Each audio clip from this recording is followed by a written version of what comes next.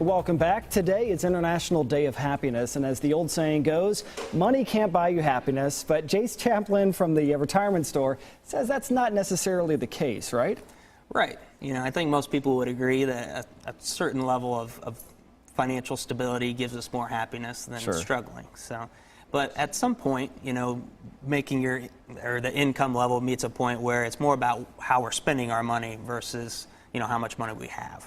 And I think we've seen enough lottery winners who end up either broke or unhappy. That's probably true. Very good example. Only so much money can make you happy. So what are some of the other things that you found that does increase happiness? Right. So the first thing is experiences over stuff. There's a study done by Harvard that shows that 57% of the people surveyed showed a greater sense of happiness from having an experience versus purchasing some material thing, where only 34% purchasing a material stuff gave them more happiness.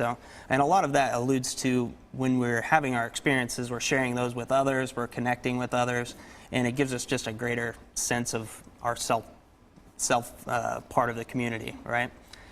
So the second thing is giving, right? Giving money versus spending it on ourselves typically makes us happier. Especially when you give it to me, I'm very happy when you do that. Right, yes. But the main thing is when you're giving, it doesn't matter how much you're really giving. It just matters that we see it's making a difference. Right, that's a good point. So if we can see it's making a difference, it's just going to increase our happiness. Yeah, I think that's especially true. If you give a gift that you see the other people appreciate it or use it or benefit from it, yeah, I can see how that definitely brings happiness. Yeah. All right, so what else? And then the last thing is buying time. It's difficult to actually buy time, but if we're kind of outsourcing something we don't like to do, right, whether it's mowing the lawn or cleaning the gutters out, if we can outsource that to somebody else and then we can replace that with something that we do enjoy, whether it's spending time with family or exercising, whatever it might be, that's certainly going to help things there.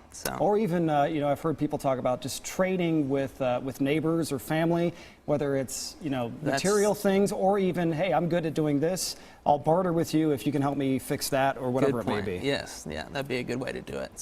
But on the flip side of that, there's some negatives, right, that we could be spending our money on bad things that are going to make us less happy.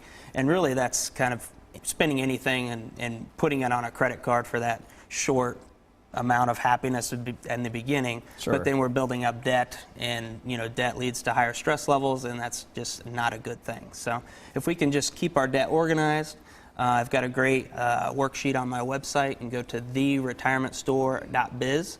You can download that for free, and that'll help you stay organized with your debt and your savings and try to be more efficient with your financial household going forward.